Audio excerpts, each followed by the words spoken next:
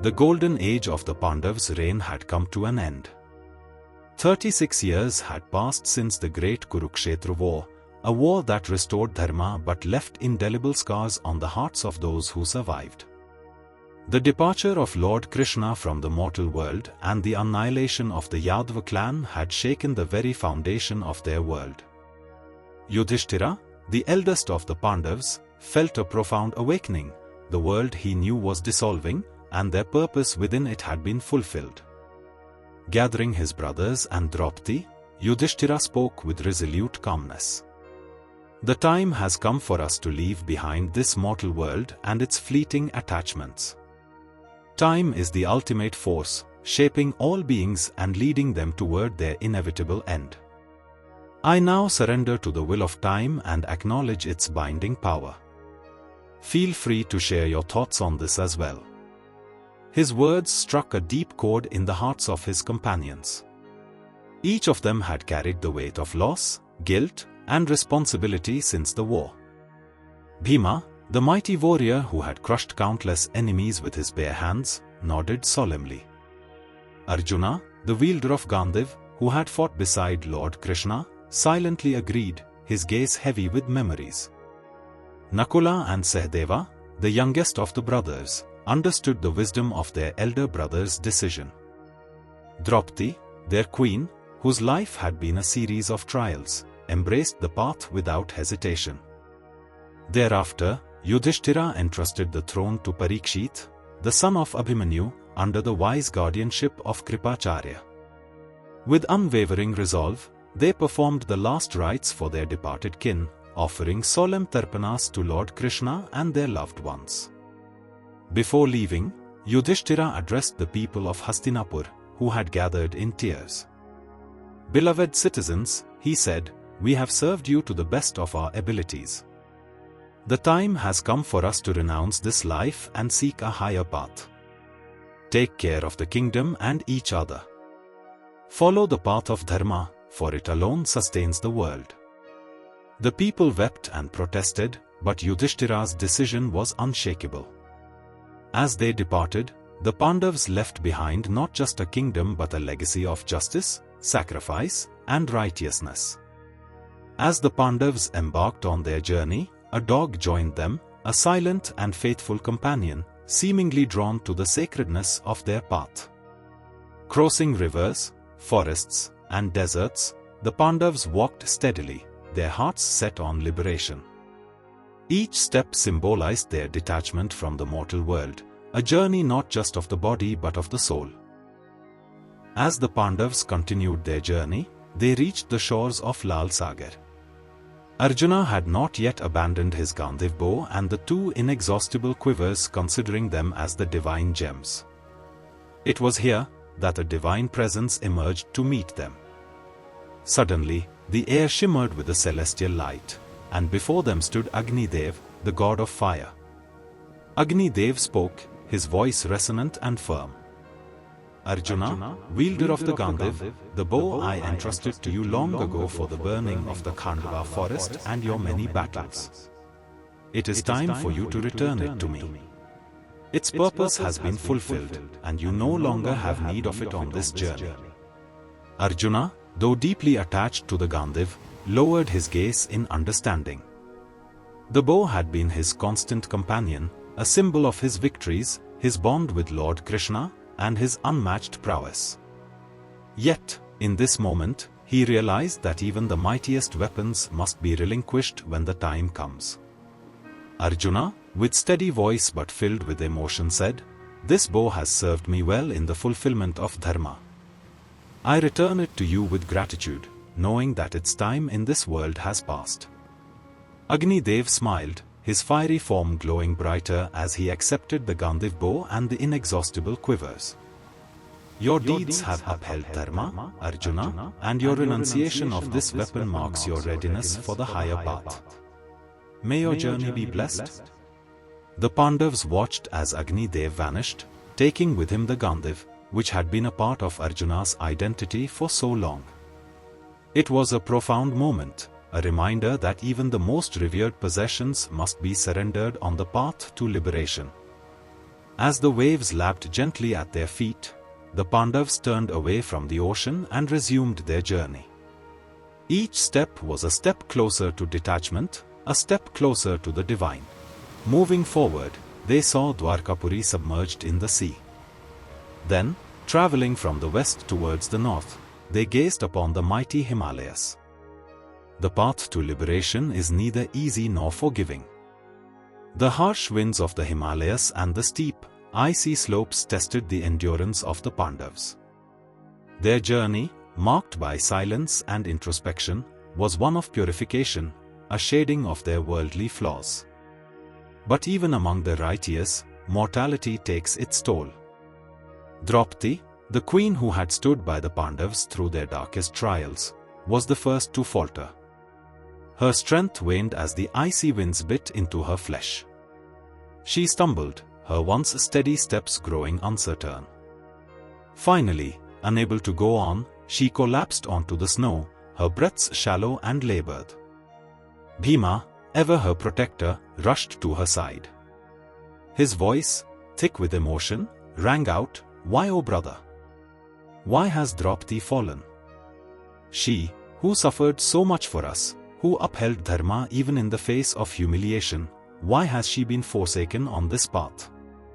Yudhishthira stopped and looked at his fallen queen. Draupadi, though virtuous and devoted, held a subtle bias in her heart, he said. Though we were all her husbands, her heart harbored a special affection for Arjuna. This favoritism, though human, bound her to the material world. It is this attachment that has caused her fall. Bhima's shoulders sagged with grief, but he understood the wisdom of Yudhishthira's words. He looked at Draupadi one last time, her dark, lotus-like eyes closed forever. Yudhishthira, leading the way, resumed his ascent without hesitation. This was the path of renunciation, where no one could pause for another, not even for a queen who had shared their lives. Draupadi, the princess born from fire, had returned to the elements. Her journey ended not in defeat but in the fulfillment of her mortal bonds. She had walked with dignity, courage, and love, and now, her soul sought the higher realms, free from the shackles of earthly attachments. As they climbed higher, the biting winds and the thinning air began to sap their strength. Sahadeva's steps grew heavier and his movements faltered as his body betrayed him. At last, Sahadeva fell, sinking to his knees on the frozen ground. The silence of the mountains enveloped him as his brothers turned to look back. Bhima, grief-stricken, called out to Yudhishthira, "O brother, why has Sahadeva, the wisest among us, fallen?" He was humble, devoted, and unerring in his adherence to Dharma. Yudhishthira replied, "Sahadeva, though wise and humble in action, harbored a subtle pride in his knowledge. He believed himself to be unmatched in intellect and foresight. This pride, though unspoken, was a weight upon his soul. It is this that has caused his fall." Bhima clenched his fists, his sorrow visible, but he knew there could be no delay in their journey. Yudhishthira turned forward, and the remaining Pandavas continued their ascent, leaving Sahadeva behind. The youngest Pandav, who had been the silent strength of the group, now lay at peace, his soul freed from the bindings of pride. As they climbed the unforgiving slopes, Nakula's steps began to falter seeing Draupadi and Sahadeva fall. His once proud and upright posture slumped under the weight of the journey. His flawless features, which had been the admiration of all who saw him, now bore the marks of fatigue. Finally, his strength gave out, and he collapsed onto the icy path. Bhima asked Yudhishthira, "Why has Nakula, who was righteous and obedient, fallen? He was the embodiment of beauty and virtue. Why did he falter on this sacred path?" Yudhishthira answered, "Nakula's beauty was both his gift and his burden. Though he lived virtuously, he took pride in his physical perfection. This vanity, subtle as it was, tethered his soul to the material world. On this path to liberation, even the slightest attachment can cause one to fall." Bhima and Arjun sighed deeply, their grief mounting as he watched yet another brother fall. They resumed their journey, their steps heavier with each loss. Arjuna, the third Pandav, was a hero whose name was etched in the annals of history. Arjuna's courage, skill, and devotion to Dharma made him the epitome of a Kshatriya. But even heroes are not immune to the tests of mortality. As the Pandavas climbed further into the icy heights, Arjuna's steps began to falter. The exhaustion of the journey and the weight of his past began to take their toll. For the first time, the mighty warrior appeared vulnerable. His gaze, once sharp and unyielding, softened as his strength ebbed away. Finally, Arjuna stumbled and fell to his knees, his body betrayed him, and he collapsed fully. Bhima, unable to contain his grief, cried out, "Arjuna! How can this be? He was the greatest of warriors, the hero of Kurukshetra, and the chosen of Lord Krishna. Why has he fallen?" Yudhishthira replied, "Arjuna, though unmatched in skill and courage, was not free from arrogance. He often took pride in his prowess as an archer. Remember his vow to destroy all his enemies in a single day. That vow, unfulfilled, became a weight upon his soul. His pride, though subtle, bound him to this world. A man who wants his own welfare should not do the same. It is this that caused his fall."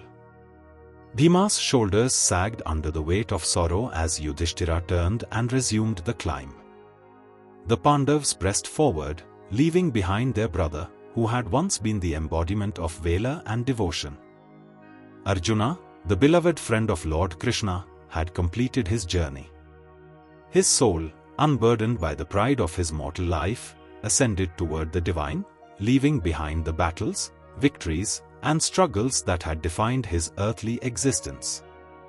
As they climbed higher into the unforgiving peaks of the Himalayas, Bhima, the second Pandav and the mightiest among them, began to slow. Finally, with a thunderous collapse, Bhima fell to his knees, his body unable to bear the strain any longer. Bhima called out to Yudhishthira and said, "Brother, I who have stood by you in every battle and protected our family with all my might, why am I unworthy to continue this journey?" Yudhishthira, standing tall and calm, looked at his fallen brother with deep sorrow and said, "Bhima, your strength was unmatched and your courage unshakable. But you were often ruled by your appetites, both for food and for glory. You took pride in your strength and boasted of it, often considering others as anything. It is for these flaws that you have fallen." With these words, Yudhishthira turned and continued his ascent, not once looking back. For this journey was not one of sentiment but of liberation. Bhima, the mighty son of Vayu, closed his eyes, surrendering his life to the mountains. Yudhishthira pressed onward, his steps steady despite the weight of grief he carried. Behind him lay the lifeless forms of his beloved brothers and Draupadi, who had fallen one by one during their journey. His heart was heavy, yet his resolve remained unshaken. The path ahead was no longer about worldly attachments but about transcending the cycle of life and death. Though he walked alone, he was not truly solitary. The loyal dog that had accompanied him from the start of the journey stayed by his side, unwavering and silent. As they approached, a radiant golden chariot descended from the heavens, illuminating the path with a brilliance that outshone the sun. From the chariot emerged Indra, the king of the gods, his divine form glowing with celestial splendor. Yudhishthira, Indra proclaimed, his voice echoing across the heavens, "You have lived a life of unparalleled virtue and upheld Dharma at every step. Your deeds have earned you a place among the divine. Come, ascend this chariot and claim your rightful place in heaven." Yudhishthira, however, bowed his head and replied with humility, his voice laced with sorrow, "My brothers and Draupadi have fallen along the way. If they cannot join me, I have no desire to enter heaven. Please make arrangements for them to accompany me." Indra smiled gently and said, "O king, do not grieve. Your brothers and Draupadi have already reached heaven. Freed from their mortal forms, they await you there. But you alone are worthy of ascending in your human body, a feat rare and divine. Come, let us not delay. Even as Indra extended his hand, Yudhishthira remained rooted to the spot. His gaze shifted to the dog by his side, and he said firmly, "This dog has been my devoted companion and a symbol of loyalty throughout this journey.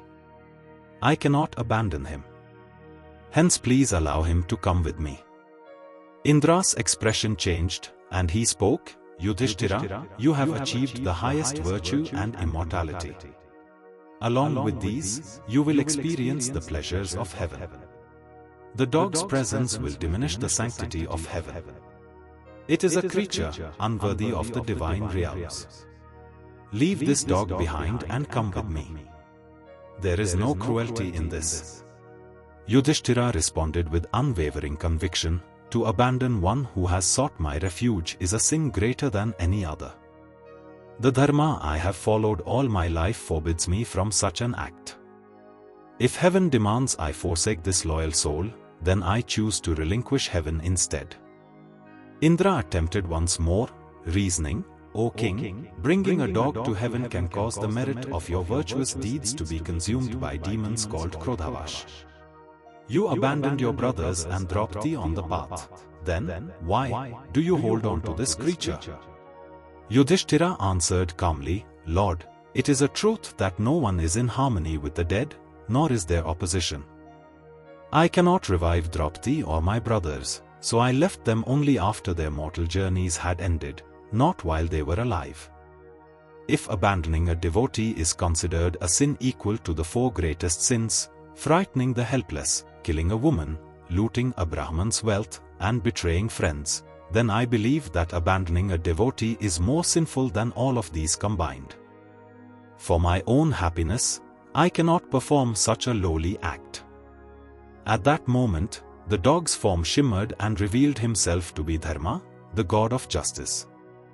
Dharma was very pleased to hear the words of Dharmaraja Yudhishthira and, while praising him, spoke in sweet words.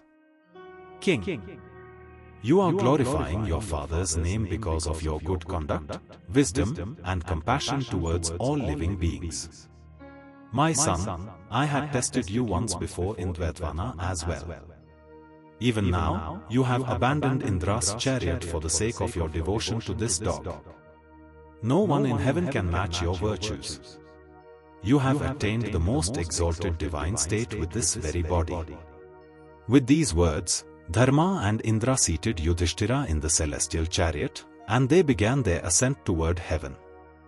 Sage Narada, the divine messenger, proclaimed from the celestial assembly of Devmandala, "Many noble souls have entered these heavenly realms, but never before have I witnessed a king like Yudhishthira, the son of Pandu, achieve such glory, virtue, and eternal fame. Unlike others who left their mortal forms to ascend, Yudhishthira has entered heaven in his physical body, a feat unparalleled. Behold, Yudhishthira, the countless worlds spread across heaven, those very stars you once gazed upon from the earth." On hearing Narada's words, Yudhishthira, in his righteousness, asked, "I wish to receive the same fate as my brothers, whether good or bad. I do not wish to be separated from them." Indra, in a gentle voice, replied, "Yudhishthira, why do you still cling to the human world, even after attaining the supreme success that few can ever achieve? You have entered heaven. Your brothers have not attained such a place. Why do you still harbor feelings for the world you left behind? Cast your gaze on heaven." But Yudhishthira responded, "Lord Indra, I cannot stay here without my brothers. I wish to go to the place where they have gone and where Draupadi resides." As Yudhishthira entered heaven, he was awestruck by the splendor before him. Yet, amidst all this beauty, Yudhishthira's heart was troubled. His eyes fell upon a throne of gold and jewels, where Duryodhan, his cousin and greatest adversary, sat in regal splendor. Duryodhan, the instigator of the Kurukshetra war, was being honored among the gods. Yudhishthira's heart burned with anger and disbelief. Why is Duryodhan, who caused so much suffering, seated in such glory? And where are my brothers, who upheld Dharma?